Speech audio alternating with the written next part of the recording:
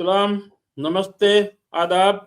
मैं Mohammad Kamruddin Ansari, all India Pasmanda मुस्लिम महाज से राष्ट्रीय महासचिव हूँ। और हमारे साथ आज दो खास मेहमान हैं। एक तो आप लोग जानते हैं, इंजीनियर अख्तर हुसैन साहब हैं, जो दुबई से हैं। हमारे ऑल इंडिया पसमानदा मुस्लिम महाज में राष्ट्रीय सलाहकार भी हैं। और दूसरी जो शख्सियत ये है मिस रोमाना अनवर, हरियाणा से हैं। है तो बिहार से, बट रहती है हरियाणा में, और हरियाणा प्रदेश के अध्यक्ष भी हैं ऑल इंडिया पसमानदा मुस्लिम महाज की तरफ से। तो हमारी जो आज चर्चा होगी, ये हम चर्चा करेंगे महिला सशक्तिकरण के ऊपर, खास करके बिहार में और ऑल इंडिया लेवल पे जो महिलाओं के लिए सरकारें काम कर रही है, हम उस पर फोकस करेंगे, उस पर बातें करेंगे।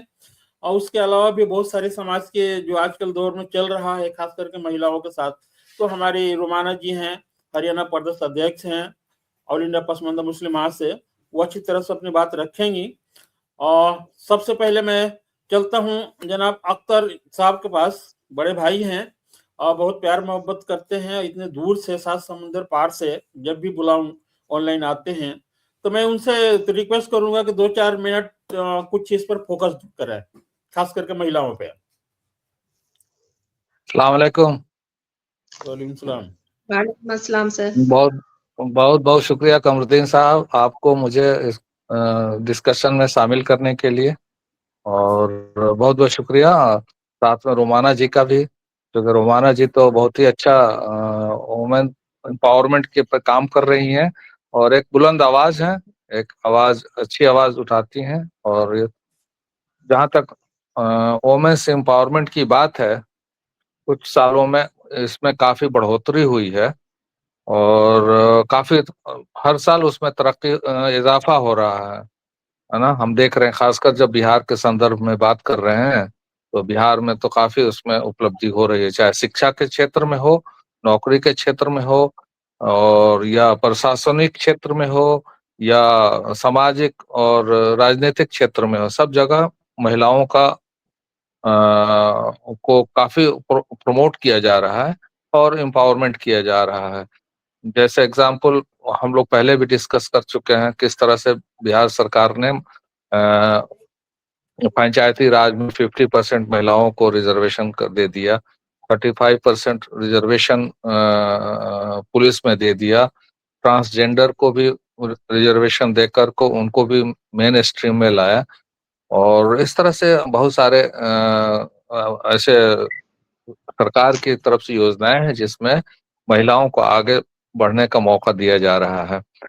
जैसे अभी हमने देखा है कि कितना इम्पोर्टेंट रोल रहा है जीविका दीदी का बिहार के इलेक्शन में, और उन्होंने बढ़ चढ़कर सिर्फ पढ़ाई लिखाई और रसोई तक काम नहीं करती हैं, बल्कि उन्होंने इलेक्शन में बढ़ चढ़कर हिस्सा लिया और बड़ा ही अच्छा अपना योगदान दिया। तो इसलिए जो कहा जाता है कि महिलाएं हमारे घर की पत्नियां आधा, क्या बोलते हैं, आधा जीवन है, तो हाफ पार्टनर पार्टनर है। तो अगर हमारे पार्टनर, आधे पार्टनर अगर घरों में ही सिर्फ सिमट के रह जाए, तो इससे समाज का भला नहीं हो सकता, न ही देश का और न ही परिवार का। इसलिए मेरा तो यही रिक्वेस्ट है समाज के लोगों से कि अपने अपने बहू बेटियों और को आगे से आगे बढ़ने का मौका दें, उन्हें ऐसे माहौल बनाए ताकि उनको तरक्की मिले। और बिहार में शांति बनाना भी बहुत बहुत जरूरी है। ये समाज के हर वर्ग का ये एक जिम्मेदारी है कि वहाँ अमन कायम किया जाए, ताकि बहू बेटियां हमारे बिना किसी भय के स्कूल जा सकते हैं, नौकरी कर सकते हैं, कहीं आना जाना उनके लिए कोई दुश्वारी नहीं हो। अभी तक मैं इतनी बात बोलूंगा, आगे फिर से बात की जाएगी। जी, बहुत बहुत शुक्रिया, आपने अच्छी बातें बताई। अब मैं आऊंगा मिस रोमाना के पास। खास करके उनसे मैं चर्चा करूंगा, मुस्लिम समाज से आती हैं, और मुस्लिम समाज में भी बहुत सारी बंदिशें होती हैं। तो उन्होंने इस बंदिश को किस तरह से तोड़ करके समाज का रास्ता तैयार किया और समाज की खिदमत के लिए अपने आप को ढाला, इस समाज से बाहर निकल के, बंदिशों से बाहर निकल के। चाहे कि पर्दे की 4 दीवारी में रहना, खास करके मुस्लिम समाज में बहुत बंदिश है औरतों के लिए, पर्दे की 4 दीवारी में रहना, वहां से निकल करके समाज के बीच आना, समाज की खिदमत करना आसान काम नहीं था। तो तो रुमाना जी जरा आप बताएंगे कि इसमें किस तरह की आपकी दुश्वारियां आई इस बाहर निकलने में, और किस तरह से अपने अपने समाज से लड़ करके अब बाहर निकली चार दीवारी से, पर्दे की चार दीवारी से। शुक्रिया कमरुद्दीन साहब एंड अख्तर साहब आपका भी कि आपने मुझे इस प्लेटफॉर्म पे बोलने की इजाजत दी, और मेरे मन में जो है, और बहुत अच्छा कमरुद्दीन साहब ने कहा कि पर्दे की बेड़ी को तोड़ के आप समाज में कैसे, मैंने मतलब ठीक है स्ट्रगल तो बहुत रहा, औरत के लिए बहुत स्ट्रगल है हर चीज में। आपको पता है सबसे बड़ी चीज जो हमको पढ़ाया लिखाया गया ना, हमारे माँ बाप ने पढ़ा लिखा दिया, ठीक है, अब हम जब उसके पढ़ाई लिखाई के अकॉर्डिंग जब मैं यहाँ पे आई, मैं यहाँ से बात करती हूँ, जब मैंने यहाँ से दुनिया देखा, अपनी मुस्लिम बहनों को देखा मैंने, ठीक है, तो उनकी दिनचर्या को देख करके और मैंने अपनी दिनचर्या को देखा, तो बोला कि सच में हमें हमारे मुस्लिम समाज में औरतों को दाल गोश्त बनाने के अलावा उनको और कुछ के लिए समझा ही नहीं गया। जब मैं उन लोगों के बीच गई, उन लोगों को सोचा समझा जाना, तो मैंने सोचा ये लोग तो बहुत बहुत अच्छा सोचती हैं, बहुत अच्छा कर सकती हैं वो। और मेरा यहाँ पर आने का एक हुआ कि मुझे बैक सपोर्ट था मेरे हस्बैंड का, वो उन्होंने कहा कि ठीक है पर्दा का कुछ ऐसा रखा नहीं, हालांकि बहुत आपको पता ही उतार चढ़ाव बहुत आया, फिर भी जब मैं समाज के लिए चलती लगी तो राह अपने आप मेरा खुलता गया। अच्छा, दूसरी बात, पर्दे में रह करके या पर्दा से बाहर, हमारे माशरे में औरत का पढ़ना पता नहीं क्यों, जबकि सबसे ज्यादा कहा गया है कि माँ पहली मदरसा होती है अपने बच्चों की, और आप उस मदरसे को ही मदरसा नहीं दिखाएंगे तो आपकी जो नस्ल है वो कैसे प्रोग्रेस करेगी, आपका मुआशरा कैसे प्रोग्रेस करेगा, कैसे आगे बढ़ेगा। तो इतनी सारी दुश्वारियां हैं, और जो अभी भी हैं, अभी भी अगर कहा जाए, मैं जिन औरतों के बीच में जाती हूँ तो वो बेचारी आना चाहती हैं, लेकिन उनके घर से फिर मनाहित हो जाता है। उनको सिर्फ आज पढ़ रही हैं औरतें यहाँ पर, ठीक है लड़कियां पढ़ रही, लेकिन फिर मदरसा की पढ़ाई तक ही उनको महदूद कर दिया जा रहा है। और मेरा मानना है कि सिर्फ मदरसा की पढ़ाई तक अगर आप बेटियों को महदूद रखेंगे तो फिर समाज का कोई भला नहीं होगा, घर पे कोई भलाई नहीं होगी, और जब समाज और एक घर नहीं भला होगा तो समाज भला नहीं हो सकता। आप कुछ भी कोशिश कर लें। आपके नेटवर्क का कुछ प्रॉब्लम है, बीच बीच में वीडियो रुक जाता है, और नेट कुछ है आपके यहाँ? हाँ, इधर ना बारिश एक्चुअली हो रही है ना, तो दिल्ली में, और उससे यहाँ पे बहुत नेटवर्क में प्रॉब्लम आ रहा है सर। पर्दे के जहां तक सवाल है, मैं एक बात बताऊं आपको, पर्दे की बंदिश तो है ही हमारे समाज में, लेकिन एक सच्चाई ये भी है कि हम अगर समाज के लिए कुछ करना चाहते हैं तो जरूरी है कि उसकी शुरुआत पहले अपने घर से करें, अपने घर को सुधारें, अपने माशरे को सुधारें, अपने मोहल्ले को सुधारें, गांव को सुधारें, फिर हम समाज का रुख कर सकते हैं, बाहर निकल सकते हैं। हम अपने घर को ही सुधार नहीं सकते तो हम समाज में कैसे जाएंगे? ये तो जायज बात है, आपने बिल्कुल सच कहा। अब आप बताएं जरा, बिहार से चल करके हरियाणा में आए, और हरियाणा में आप समाज सेवी हैं, समाज के लिए बहुत सारा काम करती हैं, जहां तक मुझे मालूम है। बहुत जानकारी मैं तो नहीं रखता हूँ, लेकिन थोड़ी बहुत जानकारी है कि समाज के बीच उठना बैठना, और बहुत सारे लोग आपसे प्यार मोहब्बत करते हैं लोग समाज में वहां पे, क्योंकि 2-3 बार, मेरे ख्याल से 2 बार मिलने का भी मौका मिला आपसे।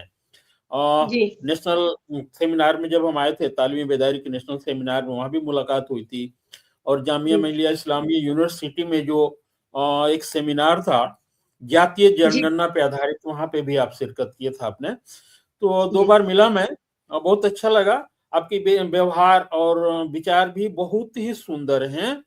अब आप ये बताइए कि हरियाणा की क्या स्थिति है, खास करके महिलाओं के विषय में? थोड़ा बहुत दयनीय है, बहुत दयनीय सर, बहुत दयनीय, बहुत ज्यादा, बहुत दयनीय। क्योंकि जहां पर मैं रहती हूँ ना सर, यहाँ पर वो लोग हैं जो रिक्शा चलाते हैं, जो ऑटो चलाते हैं, जो ठेला लगाते हैं, ठीक है, इस तरह के एकदम पसमानदा, जिसको एकदम पिछड़ी आप कह लीजिए, ठीक। अब जो देखिए यहाँ पर एक चीज मैं बोलूंगी सर, मतलब एक महिला का मेरे घर पे आना जाना हुआ, उनके बच्चे कम से कम जो है 8 या 9 थे, ठीक है। तो मैंने उनसे एक दिन सवाल किया कि आप ये बताइए कि माशाल्लाह से अल्लाह पाक ने आपको बेटा बेटी दोनों से नवाजा है, और आप इस पे रोक क्यों नहीं लगाती हैं? तो देखिए, उनका जवाब मुझे जो था, उनका जवाब ये था कि मतलब आपने उनको लोकल भाषा में मुझसे उन्होंने बात किया, बोला ए उमर की मम्मी तो अल्लाह की देन है।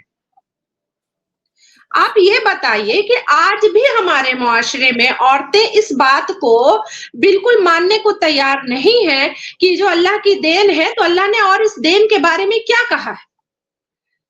क्या कहा है? क्या मैं शायद आज मैं बोल ही देती हूँ, थोड़ा हो तो हो। मैं मौलाना साहब लोगों से भी ये पूछती हूँ कि बताइए, आप मदरसा में वो बच्चे आ रहे हैं, जो आप देख रहे लगातार उनके पैर में चप्पल नहीं है, ठीक है, पेट में खाना नहीं है, बट ये औरत का ये कहना है कि अल्लाह की देन है। तो जब तक हमारे मुल्ला मौलाना खुल करके बात नहीं करेंगे कि नहीं, ये अल्लाह की देन है, इसमें रोक भी हो सकता है, उसके बाद जब ऐसी औरतों के बीच में मेरा उठना बैठना हुआ, उनको हमेशा लगातार समझाया मैंने कि देखिए, इसका भी प्रोटेक्शन है, ठीक है, आपको अल्लाह की देन लगता है तो प्रोटेक्शन तो है ना। उस पे मैंने बहुत काम किया, क्योंकि आए दिन मैंने औरतों को यही देखा, हर 2-3 महीने पे वो मेडिकल दौड़ रही हैं, क्या भाई, तो भाई वो गोलियां खा ले रही हैं, उससे वो बहुत, मैंने मतलब इतनी औरतों की हालत मैंने खराब देखी है यहाँ पर, उनको समझाते समझाते कि ये सब बिल्कुल मना है, आप अल्लाह की देन है, आप अल्लाह की देन को लेकर के बाद में खारिज तो कर रही है ना आप। तो इस तरीके की है।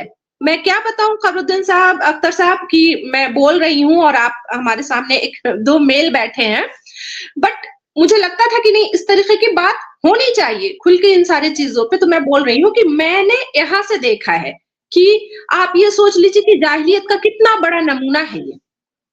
मैं तो मानती हूँ कि जाहिलियत का नमूना है कि आपके बदन में आप 14वां बच्चा जब आप कर रही हैं, तो आप बार-बार बेहोश हो रही हैं, ठीक है? और आपका मतलब ये हाल है कि आपको डॉक्टर मना कर दे रहा है, लेकिन आप रुक नहीं रहे क्योंकि ये अल्लाह की देन है। इसके आगे कुछ भी नहीं पढ़ाई है, इसके आगे कुछ भी रास्ता नहीं है। उस पर क्यों है ये? क्योंकि जाहिलियत है। उनको पता नहीं, ना दीन की पढ़ाई उनकी अच्छी है, ना दुनिया तो खैर उनकी है ही नहीं। तो एटलीस्ट मैं कहती हूँ दीन की पढ़ाई तो हो जाए अच्छी। तो इस तरीके की बहुत सारी, मैंने बहुत जमीन से देखा है ये सारा चीज यहाँ पर। और अब माशाल्लाह सब औरतें हैं, अब समझती हैं, उनको लगता है जहाँ पे उनको समझ में नहीं आता तो आके पूछती हैं कि रुमाना जी ये बता दीजिए ये चीज कैसे करना है, रुमाना जी ये बता दीजिए ये कैसे करना है। ऐसे ऐसे केसेस मैंने देखे हैं, ऐसे बहुत सारे केसेस हैं। तो मेरा ये कहना है कि दीन से कोई दूर करने नहीं कहता है, कोई नहीं कहता है। हम भी नमाज पढ़ते हैं, आप भी पढ़ते हैं, लेकिन उसके अलावा जो हमको जीने के लिए जिंदगी में और दूसरे के मुकाबले में आगे बढ़ने के लिए जो हमें चाहिए, उसमें सबसे ज्यादा जरूरी है हमारे मुआशरे की औरतों को जागरूक करना, उनको जगाना। जो मैं कर रही हूँ, जी जी कंटिन्यू रखें आप अपना। ऐसी बहुत सारी, अब जैसे एक बात करूंगी कि एक बच्ची का केस आया, ठीक है। अब भाई मौलाना साहब ने क्या किया कि भाई पहले उनका अबॉर्शन करवा दिया, फिर निकाह करवा दिया। ये मेरे पास केस आया कि एक बच्ची आई है और वो प्रेग्नेंट है, पर शादी से पहले प्रेग्नेंट हो गई है। मैंने बोला कोई बात नहीं है, तो वो लड़का जिससे शादी करना चाहती है, तो बोले हाँ वो है। हमले ठीक है, तो वो उससे शादी करने को तैयार है, तो बोली हाँ है तैयार। हमले ठीक है, उसे पता है ना कि हाँ उसी का बच्चा है, बोली हाँ। अब 2 दिन बाद मुझे खबर आता है कि उस बच्चे को इन्होंने नुकसान करवा दिया, इमाम साहब ने, उसके बाद उसका निकाह करवा दिया। इस पे मैंने आवाज उठाई कि भाई आप जो है एक जान ले लिया आपने, ठीक है, आप रुक जाते, इसका भी तो है ना अख्तर साहब, इसका भी तो कोई है ना, इसका भी तो है कि नहीं, उस बच्चे को जिंदगी को आने दीजिए दुनिया में। वो जब एक्सेप्ट करने को तैयार है कि हाँ ये मेरा ही बच्चा है और वो शादी करने को भी तैयार है, तो आप इस चीज को भी रोकिए, हो जाता, उसके बाद आप निकाह करवा देते। तो देखिए एक्चुअली आप जो सोच रही हैं वो अपने नजरिए से, सामाजिक तौर से, लेकिन जो आलिम जो देखते हैं ना वो अपने नजरिए से देखते हैं, उनके नजर में वो हराम होता है, ठीक है। तो उनकी सोच थोड़ी सी अलग होती है, हम उस चीज को एक्सेप्ट नहीं करते। आलिम लोग हमारी बातों को एक्सेप्ट नहीं करते, हम उनकी बातों से सहमत भी नहीं होते 100%। हम ये समझते हैं कि उसी का औलाद था वो एक्सेप्ट कर रहा था कि हमारा बच्चा हमेशा शादी करेंगे, हमारे साथ रहेगा। लेकिन आलिम लोगों ने वो कुछ फतवा अलग लगाते हैं, वो कुछ अच्छा काम करना चाहिए समाज में। अभी आप इस समाज की सेवा कर रहे हैं, कुछ इस तरह के काम करें, आगे बढ़ते हुए नजर आएंगे ना, तो बहुत सारे लोग टांग खींचने वाले आ जाएंगे, ये तो भाजपा की दलाल है, ये तो आरएसएस की दलाल है। बहुत तरह की आवाजें उठाती हैं लोग, और खास करके महिलाओं के लिए तो बड़ा मुश्किल है। बहुत उठता है, बहुत उठाया जाता है। तो मतलब अच्छा, इससे ये नहीं सर, मैं इसको कहने का मीनिंग ये नहीं है, ये हम तक जब बातें आती हैं तो ये कहते ऐसा आपके मौलाना साहब ने करवा दिया। जरूरी नहीं है कि सिर्फ हमारे ही लोग कह रहे हैं, आप समझ रहे हैं, दूसरे लोग भी कह जाते हैं, ठीक है, कि ये चीज हो गया, आप में ये चीज हो गया, आप में ऐसा हो गया, आप में वैसा हो गया। तो मैं यही तो कह रही हूँ कि इल्म की इतनी कमी है ना, कि कैसे किस किस पहलू को हम पूरा करें, ये समझ में नहीं आता है मुझे, कि हम किस किस पहलू को पहले पूरा करेंगे हम। तो बहुत सारी है, पर हाँ, अब ये है कि अल्लाह का शुक्र है कि औरतें अब जागने लगी हैं, समझने लगी हैं। उनसे जब भी मेरी बात होती है तो मैं यही कहती हूँ कि देखिए, मैं ये नहीं कहती आपको कि आप बगावत करें, मैं आपको ये कहती हूँ कि आप खुद एक इंसान हैं, पहले अपने आप को इंसान समझिए, फिर बेटी, फिर बीवी, फिर बहन समझिए। आप पहले अपने आप को इंसान समझिए, क्योंकि आपके पास भी दिमाग है, आप भी सोच रही हैं, आप भी समझ रही हैं, क्या ये सही हो रहा है। रोमाना जी 2 मिनट के लिए आपको रोकना चाहूंगा। अभी जो आपने आवाज उठाई कि लड़की का ऑपरेशन करवाया, उसके बाद शादी करवाई, इस पर मेरे ख्याल से अख्तर साहब कुछ बोलना चाह रहे थे। जी अख्तर साहब। नहीं, एक्चुअली इस मामले में समाज एक्सेप्ट नहीं करता इस तरह की, और समाज में इस तरह से होने से ये है कि एक दूसरे तरह का ट्रेंड हो जाएगा, स्टार्ट हो जाएगा। तो इसलिए उस तरह के, इसको इस्लामिक पॉइंट ऑफ व्यू से तो है ही अपनी जगह, लेकिन समाज के हिसाब से भी उसको एक्सेप्टेबल नहीं है। अगर उसका है तो ऐसा मालूम हो गया कि ये इस बच्चे का या इस लड़की के साथ उस एक लड़के का संबंध है, तो उसी वक्त उसको शादी कर लेना चाहिए, निकाह कर लेना चाहिए, बच्चे के डिलीवरी होने से पहले, सही है ना। तब उसको समाज में एक्सेप्टेंस होता है, और वो इस्लामिक तरीका भी मेरे ख्याल से हो सकता है ऐसा। मुझे जानकारी नहीं है इस्लामिक रूल क्या है, लेकिन जहां तक सवाल है कि उस वक्त अगर अर्ली स्टेज में ही उसका निकाह कर दिया जाए तो ज्यादा बेहतर होगा, मेरा अपना ओपिनियन ये।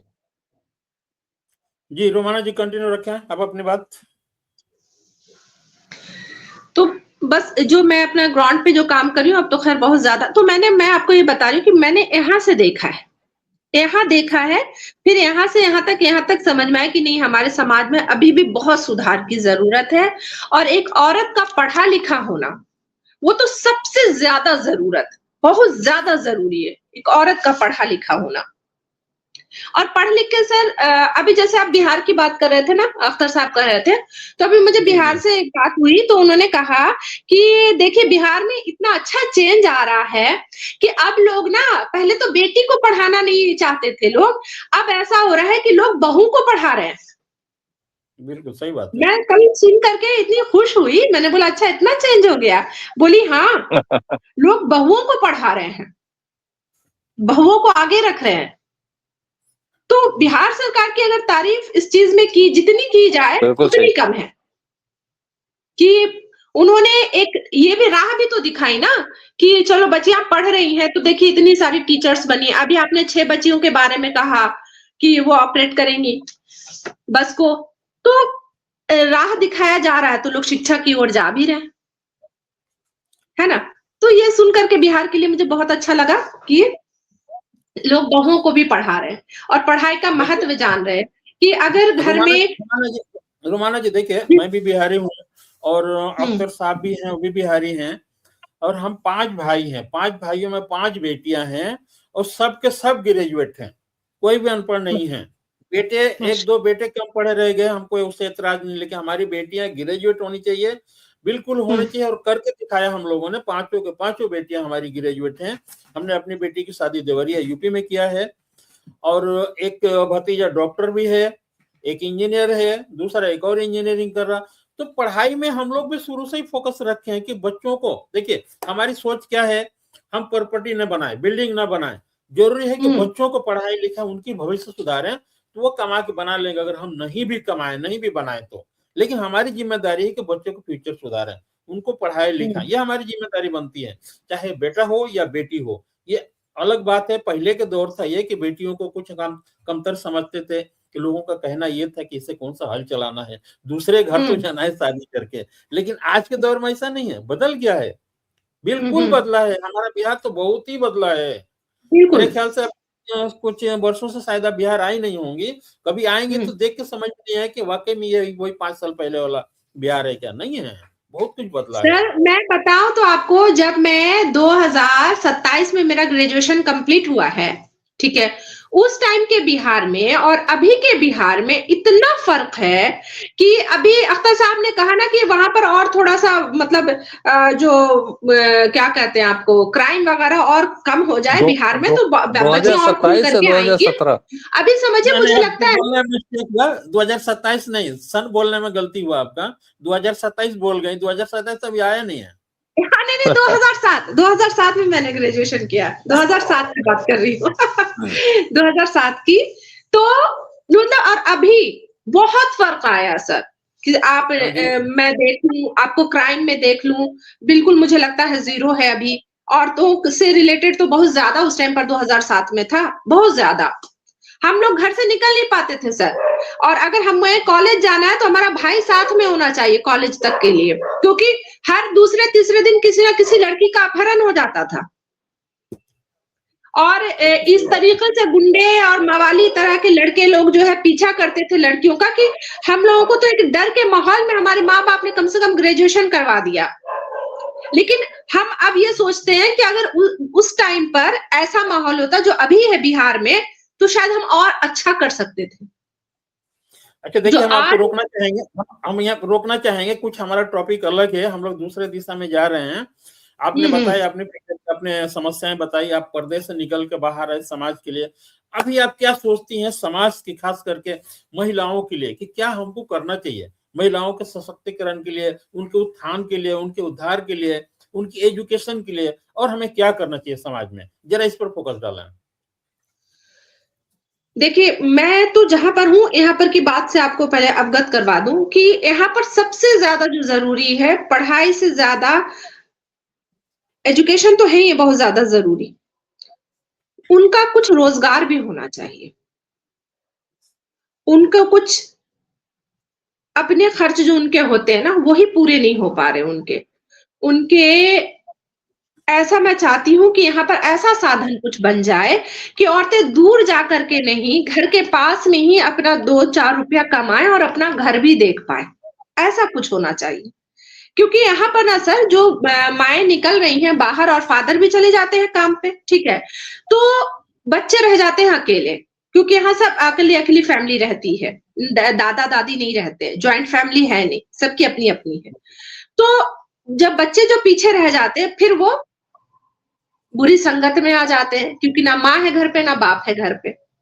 तो हम एक ये बहुत अच्छा कर सकते हैं कि घर के आसपास में ही कुछ ऐसा इदारा खोला जाए कि माएं घर से दूर ना जा सके और वो 2 रुपया अपने लिए कमा सके, ताकि जो वो अपना 2 रुपया जो कमाएंगी ना सर, उसके हिसाब से वो बहुत कुछ कर सकती है। बिल्कुल सही बात है आपकी सोच।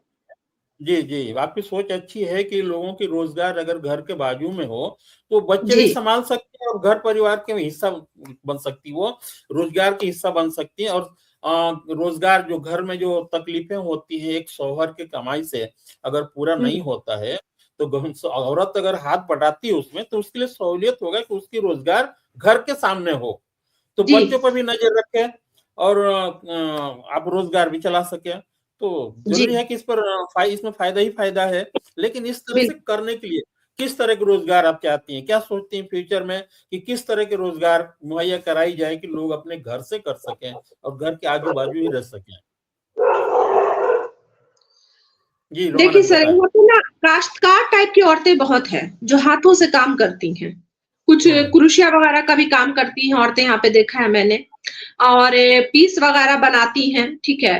तो इससे इनको बहुत कम ही मिलता है, ठीक है। वो अपना दिनचर्या अपना कहते हैं छोटी-मोटी उनकी जो ज़रूरत है वो पूरी हो जाती है।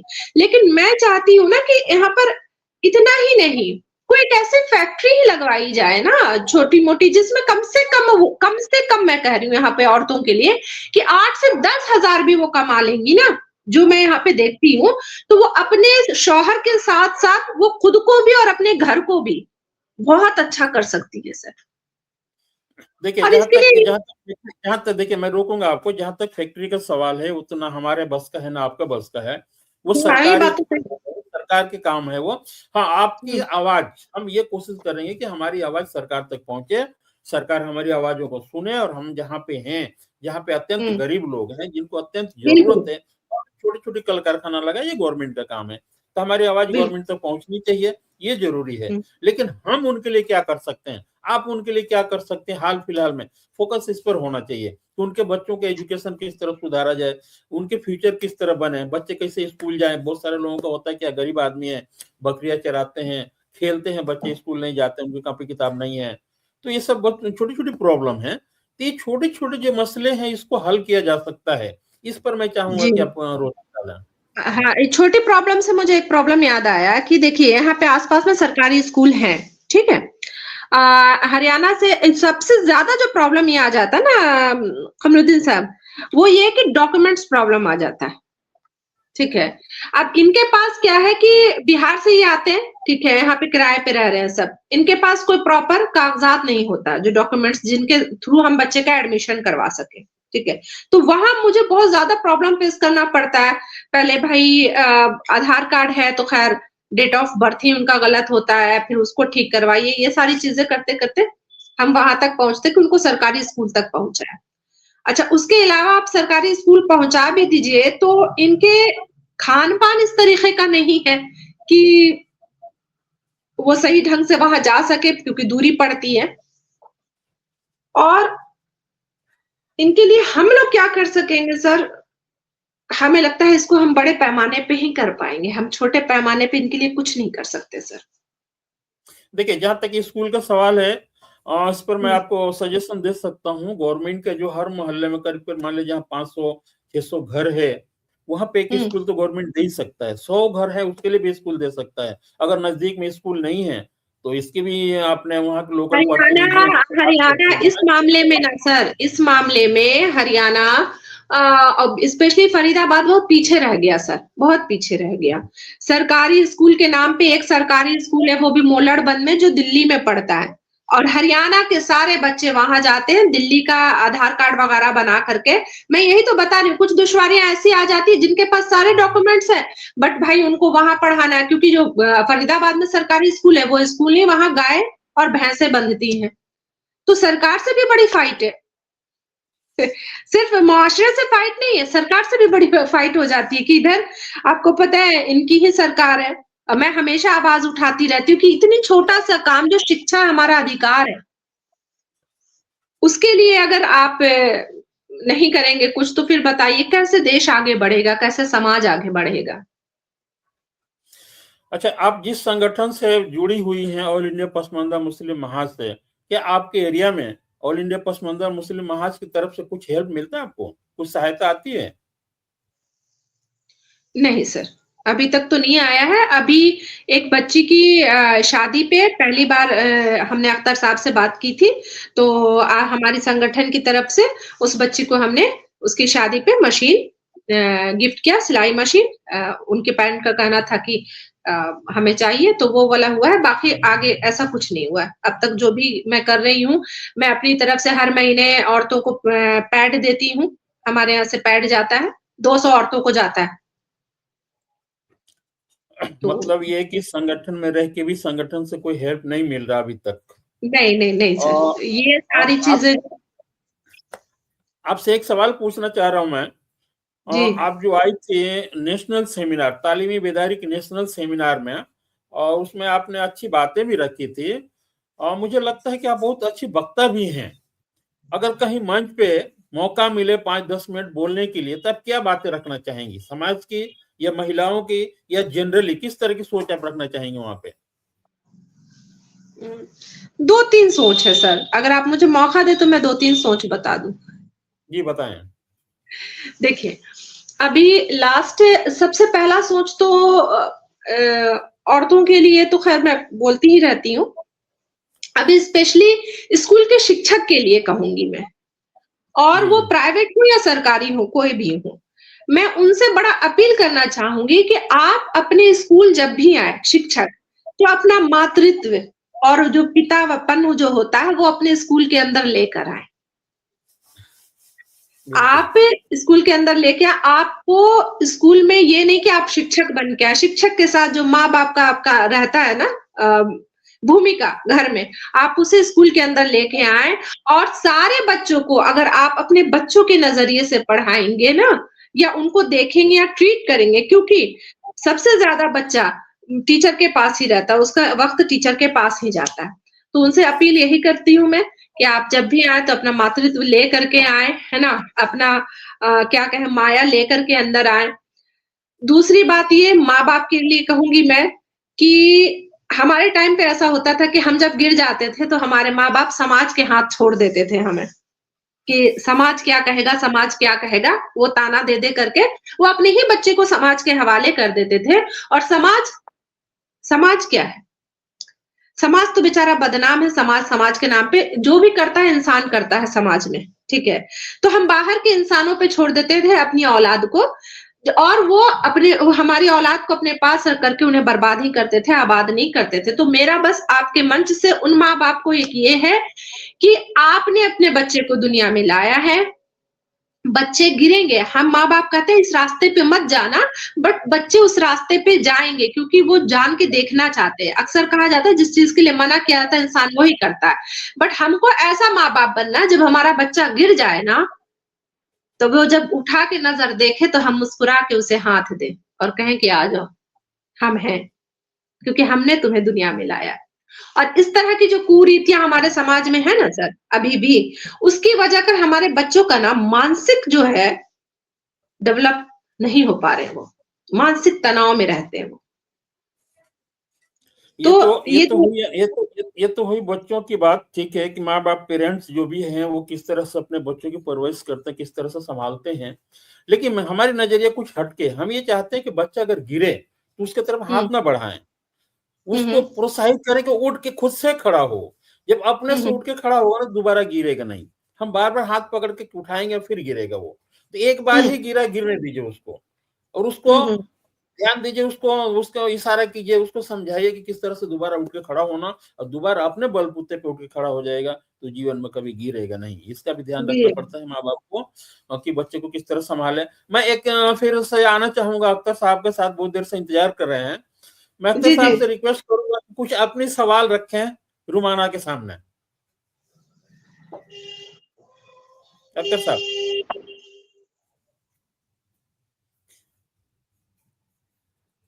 अख्तर साहब सुन पा रहे हैं? जी आवाज आ रही है जी। बोल रहा हूँ अपने तरफ से कुछ बात पूछिए, डिस्टरबेंस है थोड़ा, जी डिस्टरबेंस है थोड़ी सी आवाज में। हाँ। नहीं देखिए मैं बात करूंगा कि जैसे रोमाना जी ने कहा ना कि 2007 के बाद का दौर और अभी का दौर, रियली 2007 का दौर जो था वो स्टार्टिंग दौर था बिहार के लिए। वो तो एक बहुत ही बड़ा अंधकारमय स्टेट था और हम लोग बिहार से बाहर रहते थे तो एक बिहारी होना एक गाली होना के बराबर था। लेकिन अभी के दिनों में जितनी इस तरह से तरक्की हो रही है, बिहार के लोगों में जितनी जागरूकता है, तभी आवाज नहीं आ रही है? जी आवाज आ रही है, बोलिए, आवाज आ रही है।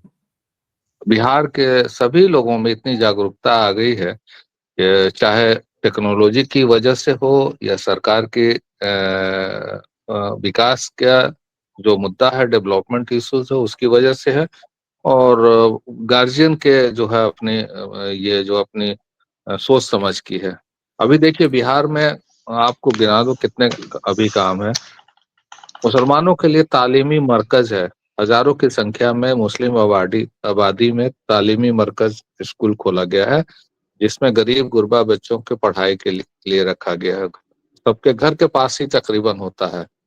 उसी तरह से आंगनबाड़ी में अभी है, हजारों की संख्या में, लाखों के हर ब्लॉक में, हर डिस्ट्रिक्ट में और हर पंचायत में आंगनबाड़ी है।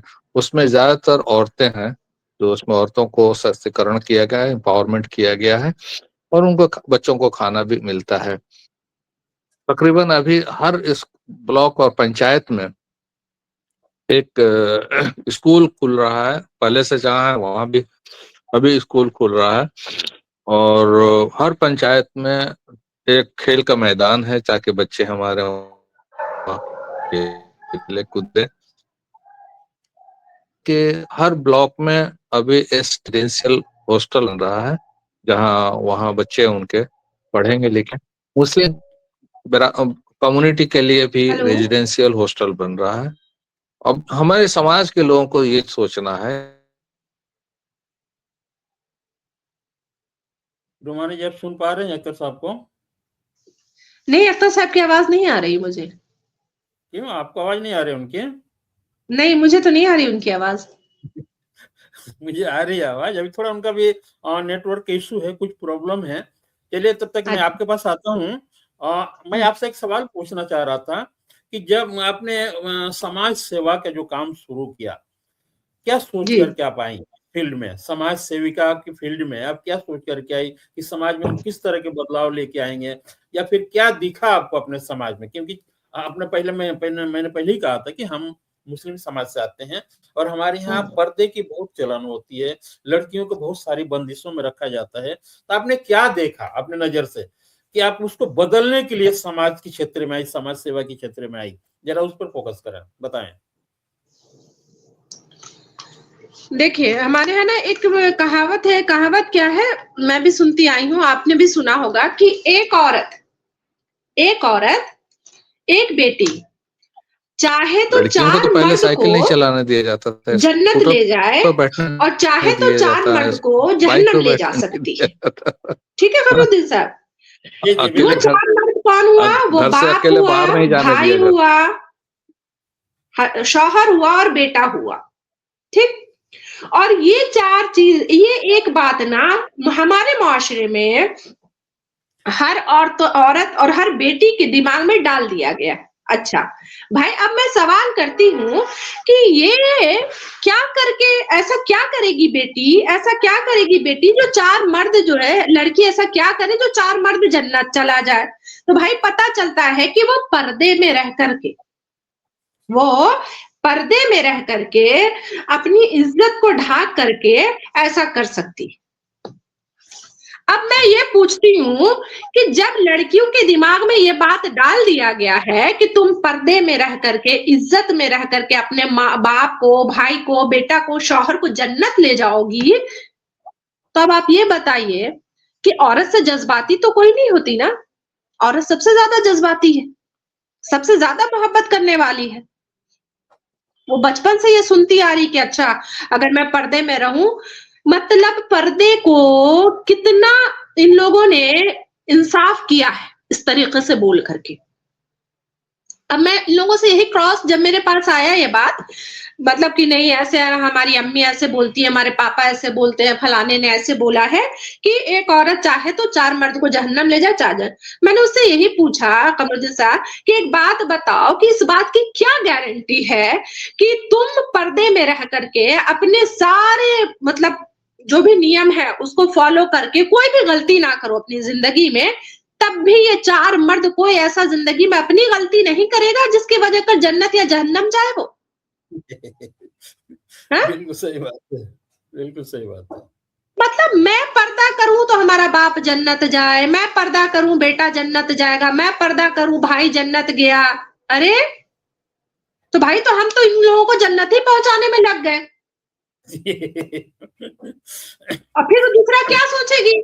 अच्छा, अपने 4 को तो अब पहुंचा ही रहे थे, फिर ससुराल गए, वहां भी पहुंचाना है हमको, वहां के सारे मर्दों को भी भेजना है, मेरा ही काम है। अब ये बताइए, दकियानूसी बातें हैं कि नहीं है? आप बिल्कुल अपनी जिंदगी में कोई गलती नहीं करेंगे, बिल्कुल या बिल्कुल फिर आप गलती कर देंगे और आपको इस बात का रहेगा कि नहीं हमारी बहन जो है बिल्कुल पर्दा करिए, हर एक चीज फॉलो करिए, हम तो जन्नत चले ही जाएंगे, इसलिए खुल के मर्द कर रहे हैं गलतियां क्या?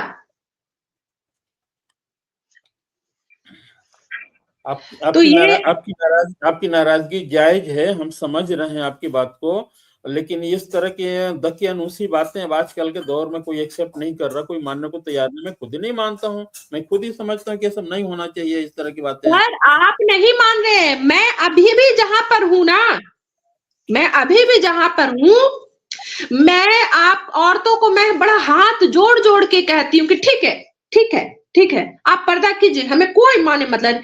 आप अपनी सेहत का तो ख्याल रखिए, आप किस तरीके की दिख रही हैं, आप मतलब पूरा फुल पर्दा आपने कर लिया है, लेकिन आप इतनी चिड़चिड़ी हो गई कि आपकी जुबान से हमेशा गंदगी निकलता है। अब आप ये बताइए, आप कौन सा आखिरत सुधार रही हैं या दुनिया सुधार रही हैं? क्या सुधर रहा है आप बताइए?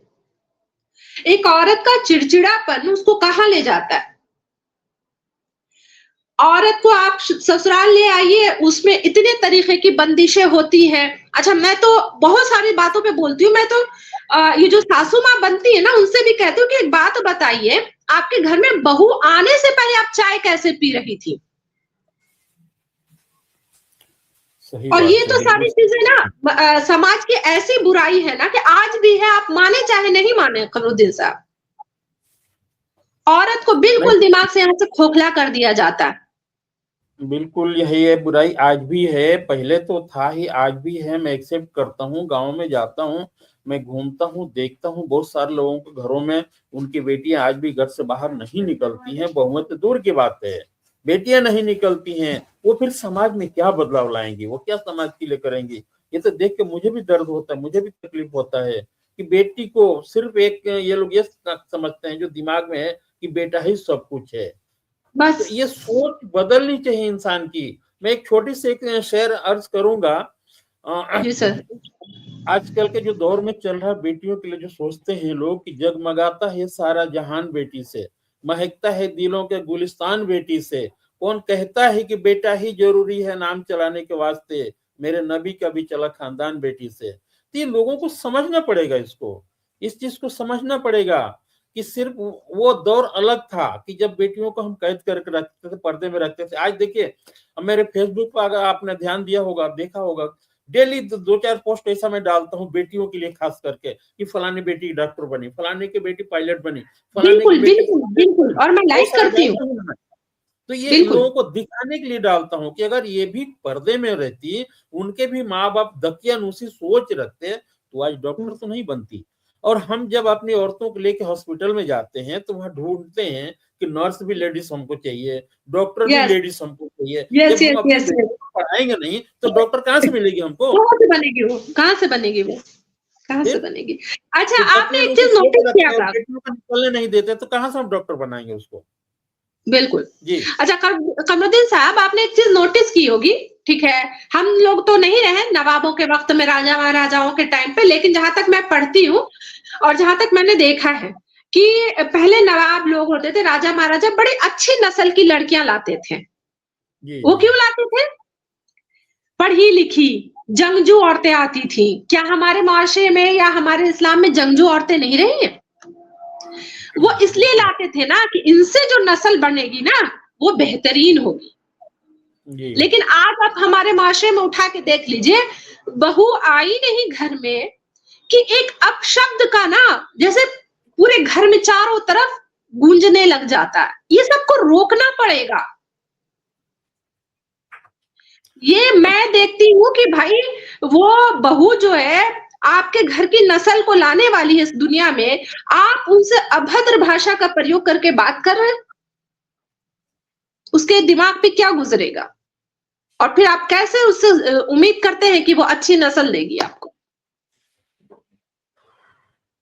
बहुत डीपली सोचने की जरूरत है कमरुद्दीन साहब, बहुत देखिए, डीपली। एक्चुअली क्या है, ये सब जाहिलियत की निशानी है। ये हमारे किसी किताबों में नहीं लिखा है कि आप बेटियों को मत पढ़ाइए, ये जाहिलियत की निशानी है। लोग जाहिल हैं आज भी, कमतर है, अपने आप को मतलब कि बहुत सारे लोग हैं जो दकियानूसी सोच रखते हैं, जो जहन में इस तरह की बातें रखते हैं कि बेटियों को पर्दे में रखो, इनको पढ़ाओ लिखाओ मत, तो ये गलत है। क्योंकि हम आज देखते हैं ना समाज में कि बेटे के लिए अगर बहू ढूंढने जाते हैं तो सबकी निगाह में होते हैं कि मेरा बेटा ग्रेजुएट है तो कम से कम 12वीं तो होनी चाहिए, सोचते नहीं सोचते हैं। लेकिन अपनी बेटियों को नहीं पढ़ाते तो फिर बहू पढ़े लिखे क्यों ढूंढते हैं, ये भी एक सवाल है। लोग अपनी बेटियों को नहीं पढ़ाएंगे, जब अपनी बेटियों को सब लोग पढ़ा लेंगे तो हमें बहू पढ़े लिखे ढूंढने की जरूरत नहीं पड़ेगी, ऑलरेडी पढ़ी लिखी आएगी। बिल्कुल बिल्कुल, ये सबके ऊपर है, सबको सोचना पड़ेगा इस विषय में। और खास करके हमारे समाज में नहीं है, ये तकरीबन सभी समाज में है, जो खास करके पिछड़े हैं, दबे हैं, निचले तबके के लोग, वो आज भी मानसिकता इस तरह के रखते हैं कि बेटियों को पढ़ाओ मत, कौन सा अपने घर में रहे तो दूसरे घर की अमानत है। तो ये सोच बदलनी पड़ेगी, इंसान को, सबको ही बदलनी पड़ेगी। ये जो पिछड़े लोग हैं ना सर, उनको दो चीज पकड़ा दिया गया है क्योंकि उनके पास इल्म की कमी है, और वो दो चीज पता है क्या पकड़ाया गया है? एक है सब्र का कटोरा और दूसरा है पर्दा, बस उसके आगे कुछ नहीं। वो पिछड़े फिर और पिछड़ते जा रहे हैं, अपने सब्र के कटोरा को अल्लाह देगा, अल्लाह करेगा, और दूसरा बेटी पर्दा में रहो, बेटी पर्दा में। अरे तुमने किसको ढाका है? मुझे समझ में नहीं आता किसको पर्दा में रख रहे हो जिससे पूरी दुनिया चलनी है। बिल्कुल, उसको तुमने पर्दा में ढाक के रख दिया, उसको दुनिया तो देखने दो। आपको पता है मैं भी पर्दा में रही पूरे 5 साल, लेकिन हमारे माँ बाप ने बाहर की दुनिया नहीं दिखाई थी हमें। और जब मैंने बाहर की दुनिया देखी तो मैंने देखा कि जो हदीस, जो कुरान, जो किताब, जो माँ बाप ने परवरिश दी, उसके हिसाब से तो दुनिया है ही नहीं है। हम अपने बच्चे को झूठ बोलना नहीं सिखाते, हम कहते हैं आप सच बोलो, ठीक है। लेकिन मुआशरे में कभी निकल के हमने देखा कि कितने % लोग सच बोल रहे हैं?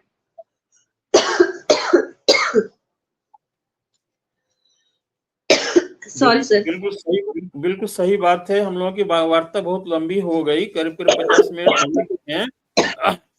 लास्ट में हम आपसे एक बात जानना चाहेंगे कि आपने ऑल इंडिया पसमानदा महाज को ज्वाइन किया, क्या सोच कर, क्या देख करके, थोड़ा इस पर बात करें। ये संगठन सबसे पहली बात कि दबे कुचलों की बात कर रहा है।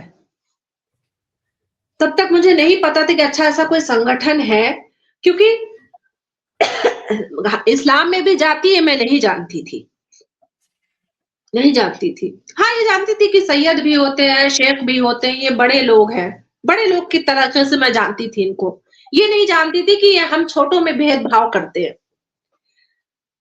तो मुझे पता चला कि हाँ, एक ऐसा संगठन चल रहा है जो जैसे अपने दलित समाज के लिए चल रहा है, ठीक है। तो मैं ये सोचती थी कि ऐसा हमारे लिए कुछ चल रहा है कि नहीं, हमारे मुआशरे वाले लोग कुछ चला रहे हैं कुछ की नहीं, हमारे कौम के लोग कुछ चला रहे हैं कि नहीं। तो जब ये पता चला कि अच्छा ये बता रहे हैं कि भाई आपने हमें जाति में क्यों बदल दिया, क्योंकि कलमा तो कहता है कि आपने कलमा पढ़ लिया, बस अब आप हमारे हो गए, अल्लाह के हो गए, इस्लाम में शामिल हो गए। उसके बावजूद आप हमें इस्लाम में नहीं रहने दे रहे, क्योंकि आपने हमें समाज में बराबर रखा ही नहीं है। तो ये सारा रीजन था जिसपे मैं बहुत, यहाँ पर भी आकर के मैंने बहुत सीखा कि अच्छा ये निचली जाती है। हालांकि मैं पहले बचपन में एक चीज देखा करती थी कि हमारे घर पे कोई आते थे तो उनको ना खटिया पे नहीं बैठाया जाता था, हमारी दादी मरहुमा के यहाँ उनको पिढ़ा दिया जाता था। फिर मैं जब पसमानदा से जुड़ी और फिर मुझे लगा कि अच्छा ये रीजन था कि उन्हें पिढ़ा दिया जाता था। सवाल तो उस टाइम पर भी आते थे कि ये भी तो इंसान है। हम जिस धर्म से बिलोंग करते हैं वहां, और सारा धर्म इंसानियत को सबसे ऊपर रखता है, बट पटल पे नहीं है, ग्राउंड पे वो चीज। मैं एक बात बोलूंगा आपको। बहुत सारे अभी हमारे, आपने बोला कि मुस्लिम में जातियां तो बहुत सारी हैं, लेकिन छोटे बड़े के जहां तक सवाल है ये मेरे समझ से परे है। क्योंकि दुनिया में जितने भी इंसान आए सभी हजरत आदम अलैहिस्सलाम के औलाद हैं। तो हजरत आदम अलैहिस्सलाम के औलाद है तो उसमें कोई शेख हुआ, कोई पठान हुआ, कोई सैयद हुआ, कोई जुल्हा, कोई दुनिया, ये सब तो कामों के ऊपर डिवाइड हुआ ना। जिस तरह के हमारा पेशा था उस हिसाब से हमें नाम मिला गया, हमें नाम दिया गया, हमें जातियों में डिस्ट्रीब्यूट कर दिया गया, बांट दिया गया। लेकिन छोटा और बड़े का जो फर्क हुआ ना, ये किसने बनाया? ये तो हमारे इस्लाम नहीं सिखाता, इंसानों ने बना दिया। मुझे तो लगता है इंसानों ने ही बनाया, खुदा तो ऐसा नहीं करेगा। खुदा को अगर ऊपर नीचे स्टेटमेंट करना होता ना कमरुद्दीन साहब, तो वो जी जी है ना ऊपर वालों का नाक कुछ अलग बनाता, है ना, हो सकता है वो कान से सांस लेते हैं, हाँ, एक्चुअली और नीचे वालों को एक्चुअली जाति का कॉन्सेप्ट हमारे इस्लाम में कहीं भी नहीं दिखता है, कुरान हदीस में कहीं भी नहीं दिखता है जाति का कॉन्सेप्ट। लेकिन अभी जो मुआशरे में चल रहा, आप सोच के देखो कि हमारे मुस्लिम के अंदर भी 50 जातियां हैं, जिसको हम कहते हैं कि इन सारी जातियों के एक समूह है जिसको हम मुसलमान कहते हैं, जबकि मुसलमान तो कोई जाति नहीं है। तो बाहर से देखने में कुछ और दिखता है, जब अंदर जाएंगे तो दिखता है कि इतनी जातियां हैं, ये तो हमें भी बहुत पहले नहीं मालूम था इतना। हम भी जब संगठन से जुड़े और हालांकि समाज सेवा करने लगे, बहुत सारे संगठनों से जुड़ा हूँ, एक संगठन में हम नहीं है, हमारे पास बहुत सारे संगठन है और सभी के साथ मिलकर हम काम करते हैं। तो मुझे लगा कि नहीं, इसमें बहुत सारी प्रॉब्लम है, बहुत सारी समस्याएं हैं। ऊंच नीच के जाति, जैसे दलित समाज को आगे हांडी बांध देते थे, पीछे झाड़ू लटका देते थे, चले तो पांव का निशान ना पड़े उसके। ये कौन सा इंसानियत है? क्या वो इंसान नहीं है? वो भी इंसान है, बिल्कुल, आज भी बदतर हैं, आज भी उनके हालात बद से बदतर हैं। देख कर मुझे दर्द होता है, तकलीफ होती है। अभी देखिए, अभी अभी मैं बताऊंगा हाल फिलहाल के, हालांकि हमें उस पर बहस करने की कोई जरूरत नहीं थी, लेकिन अभी मैं हालात देख रहा हूँ मुआशरे में। अभी कुछ दिन पहले तक ये लोग चिल्ला रहे थे कि हमें हिंदू राष्ट्र बनाना, हिंदू राष्ट्र बनना। हम भी समर्थक है, हिंदू राष्ट्र बनना चाहिए। सारे धर्मों के लिए अलग अलग राष्ट्र हैं, अरबियों के लिए अरब राष्ट्र है, ईसाइयों के लिए ईसाई राष्ट्र है, इस्लामिक कंट्री है इस्लामिक मुसलमानों के लिए। तो हमारा देश जो ये भी एक कंट्री है, तो चलो ठीक है, हिंदू राष्ट्र बने, हमें कोई आपत्ति नहीं थी। लेकिन अभी जैसे यूजीसी कानून आया, आते ही सभी ने अपने अपने रंग दिखा दिए, हम ये जाति के, हम ये जाति के हैं। एक कानून क्या आया, सभी के रंग बदल गए, मिनटों नहीं लगा। ऐसे क्यों? ये किस तरह के चलता है? ऐसा नहीं होना चाहिए ना। जब हिंदू राष्ट्र बनाना है तो सबको समेट के लेके चलना है ना। एक कानून आते ही सभी ने अपने अपने रंग दिखा दिए, कोई उसको विरोध कर रहा है, कोई उसके अगेंस्ट खड़ा है, कोई उसके पक्ष में खड़ा है। हम तो उस कानून के फेवर में हैं, हम तो उसके पक्षधर हैं, ये कानून लागू होना चाहिए। लेकिन लोग रंग दिखा देते हैं, इतनी जल्दी रंग बदलते, मुझे उम्मीद नहीं थी, बिल्कुल उम्मीद नहीं थी। इसको आप किस नजरिए से देखते हैं, जरा बताएं, ज्यादा समय सर, नहीं लेंगे। इंसानों का रंग बदलने के इससे ना गिरगिट भी बेचारा शर्मा चुका है, गिरगिट भी शर्मा गया है। चलिए, आपसे बात करके बहुत अच्छा लगा। अख्तर साहब तो ऑफलाइन हो गए हैं, अच्छा, अच्छा, फिर कभी समय निकालेंगे, किसी मैटर पे, अच्छे मसले पे फिर बातचीत करेंगे। इसके लिए ठीक बहुत है बहुत सर, आपको शुक्रिया, आपने समय दिया, इसके लिए आपको धन्यवाद। ठीक है, आपका भी शुक्रिया। ठीक है सर, अस्सलाम वालेकुम। वालेकुम सलाम।